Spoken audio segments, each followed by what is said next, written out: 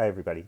Today I'm taking a look at a computer text adventure game by Infocom from 1977 called Zork. I know what you're thinking. Why on earth would I review and play through a style of game that is so forgotten and stale by today's standards? There are a couple of reasons. This review comes on the heels of a previous video I made about the board game 221B Baker Street, and that was a game that promised case solving with skillful deduction, but in many ways delivered more of a light social romp with some secret keeping within a crime fiction narrative. It's fun for what it is.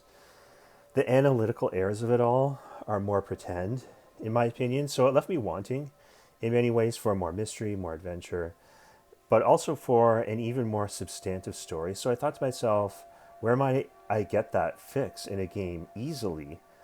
And one answer is through text adventure gaming. So insert record scratch sound effect here.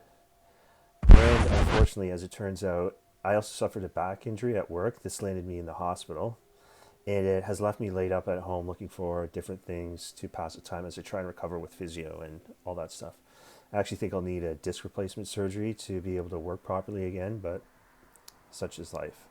Anyway, old school gaming has always been my thing. Old board games as well as video abandonware games, which I haven't really gotten into on this channel yet.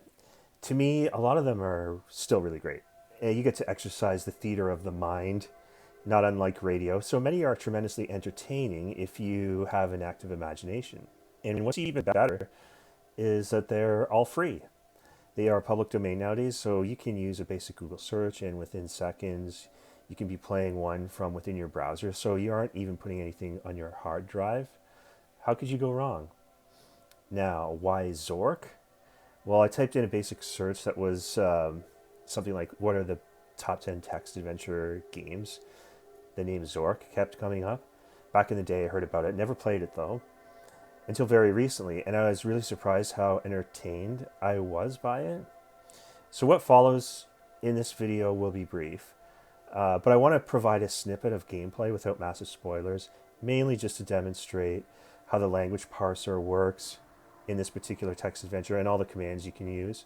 And after that, I'll just provide a brief conclusion or review of the title and explain why I think everyone should try playing this style of game at least once. To begin, though, let me just say I think it's best if you go in blind like I did. I literally knew nothing about Zork, the universe, before I started playing. Is it science fiction, fantasy, horror? I don't know. I say if you're like me, just let yourself find out by doing, like a true detective. So online, I found a list of commands the game will recognize, and then just created a sticky note for reference beside the open window. I have a pen and paper with me also, just in case mapping is involved, but I don't know if that's needed. I always add a bit of background ambience as well, if you notice. So let's go.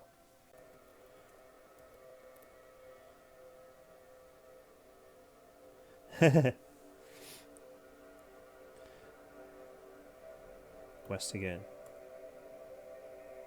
East. South. North. North.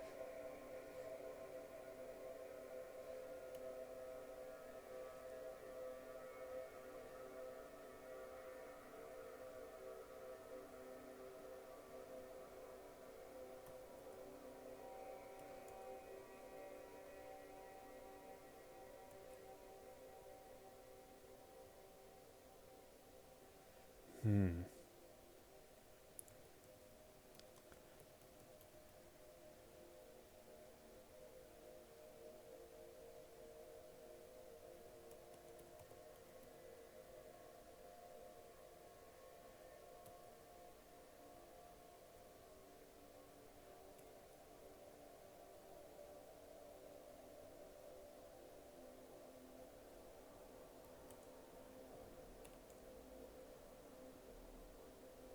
Okay, you have to go west.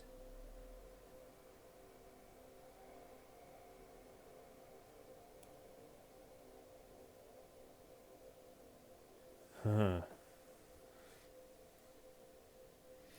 Climb tree.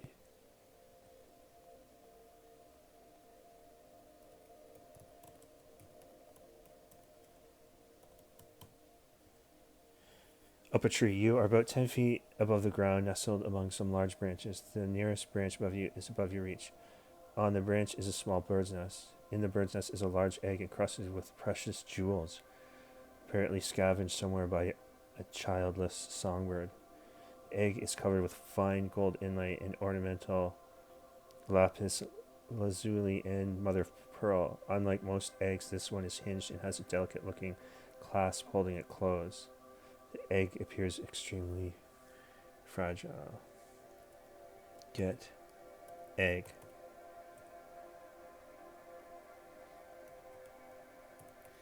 Climb down.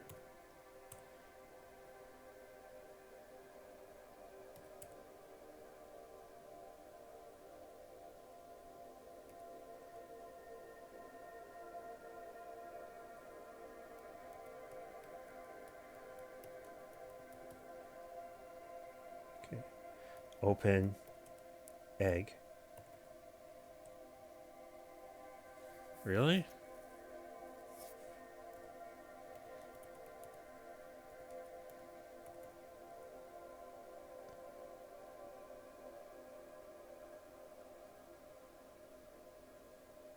Huh.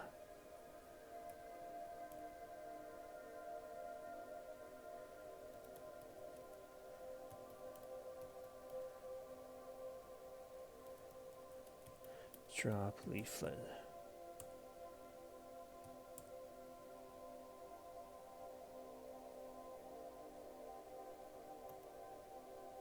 North of house.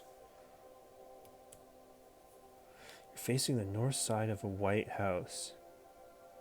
There's no door and all the windows are barred.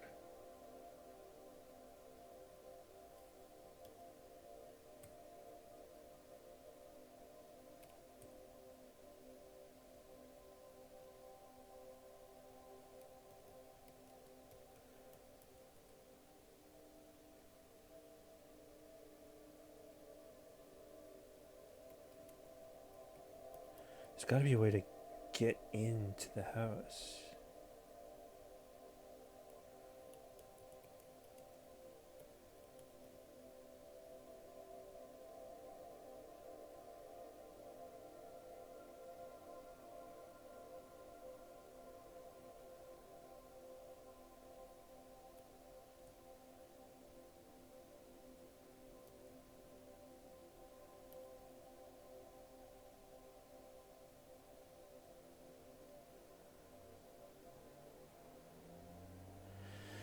Ooh, I'm struggling. How do you get in the house? Let's see. Oh,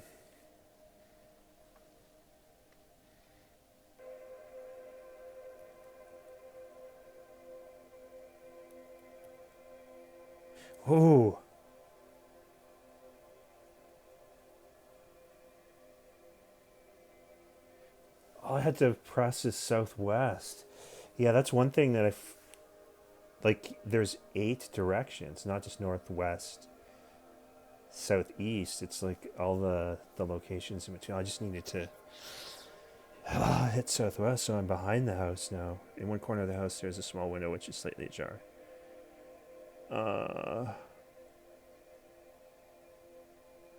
Go window. Open window. All right. Enter window. Kitchen. You are in the kitchen of the White House. A table seems to have been used recently for the preparation of food. Passage leads to the west, and a dark staircase can be seen leading upward. To the east is a small window which is open. On the table is an elongated bronze sack smelling of hot peppers. Wow, okay. Take the bottle of water anyway.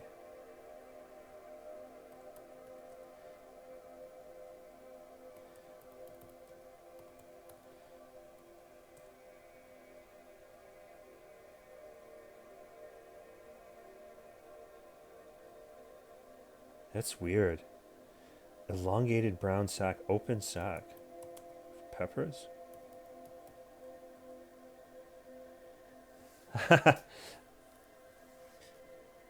Get, hope maybe that's for vampires. Get clove. Oops.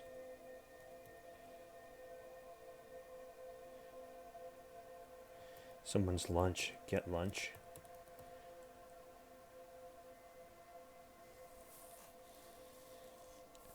Passage leads to the west. A dark staircase can be seen leading upward. So what do I got now? Got lunch. Someone's lunch. Clove of garlic. Glass bottle with a quantity of water. And a jewel encrusted egg. Okay, so... So do we want to go...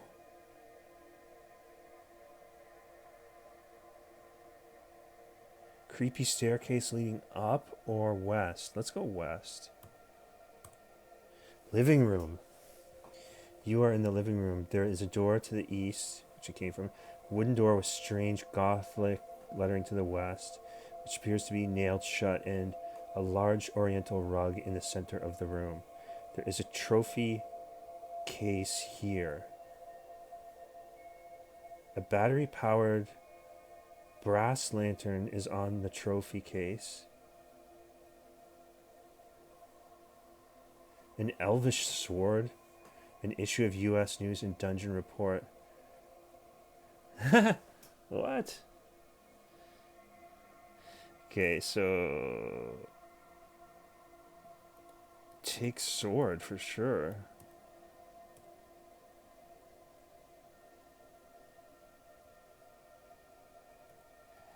Take lantern. Oops, lantern.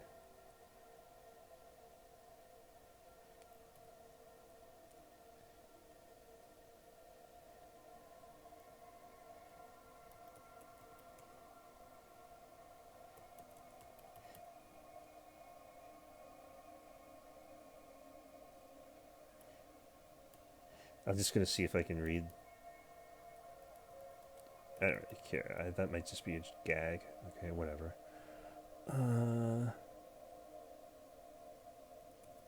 Look, trophy case?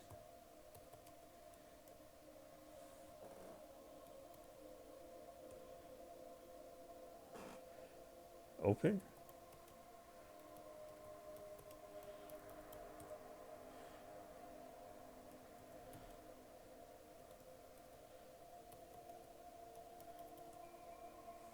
Okay, whatever. I don't think there's anything in there. So we need to...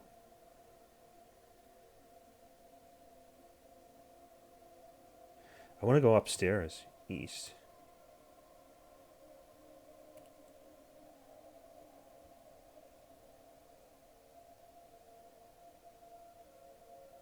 West.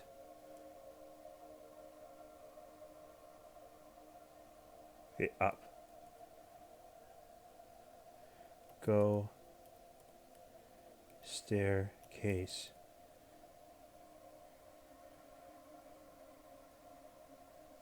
A passage leads to the west.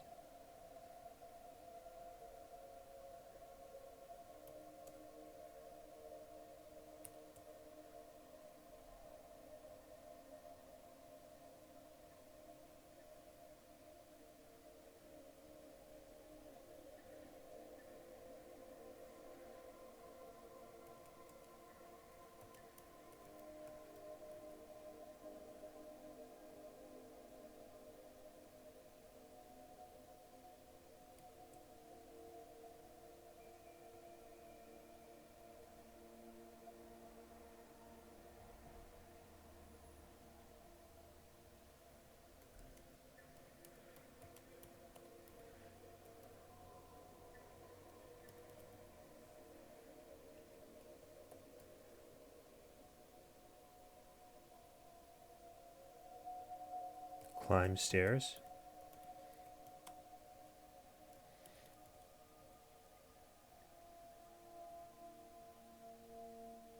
Oh well.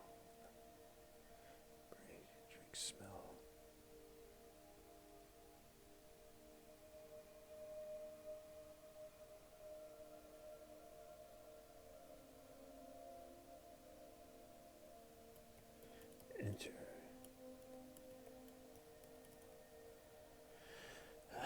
Okay.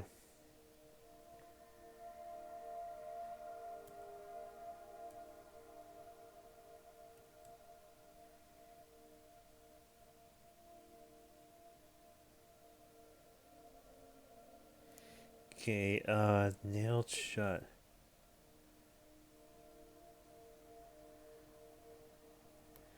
Hit.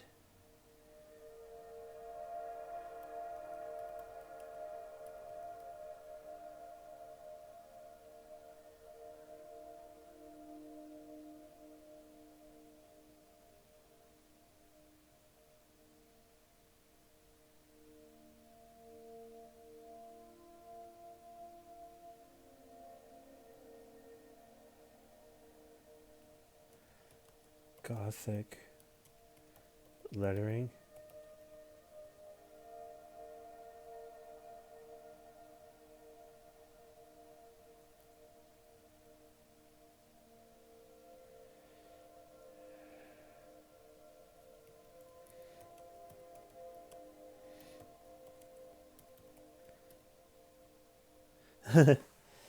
All right.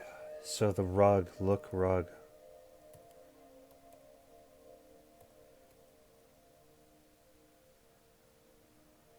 Move. With great effort, the rug is moved to one side of the room. With the rug moved, the dusty cover. Wow.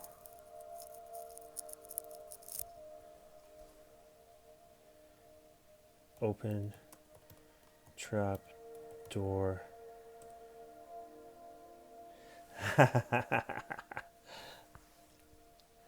Okay. So we'll turn on the lantern.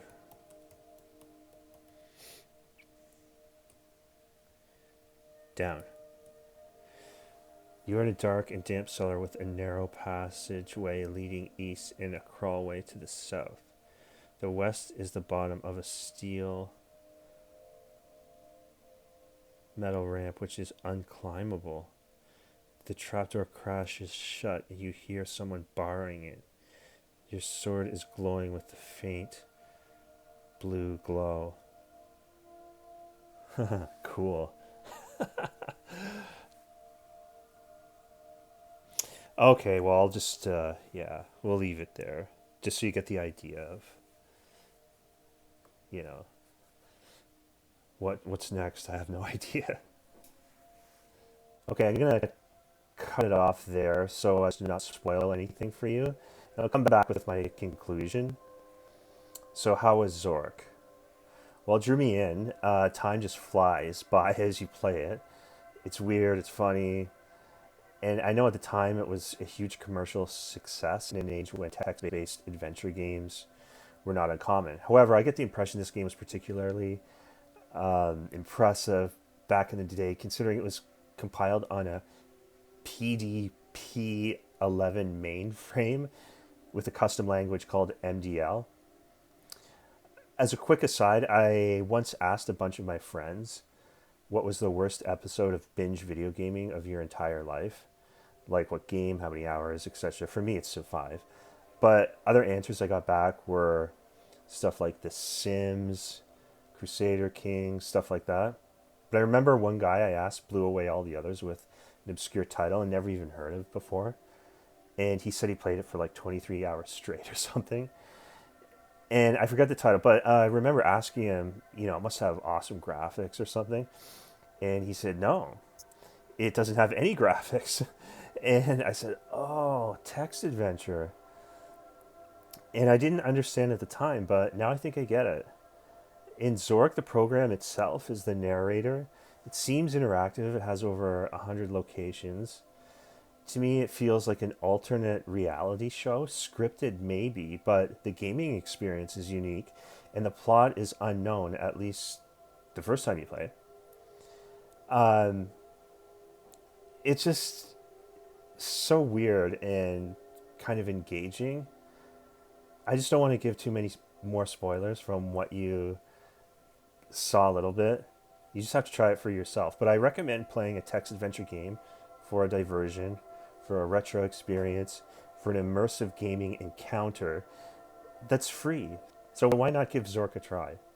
Thanks for watching and stay tuned for more content coming soon.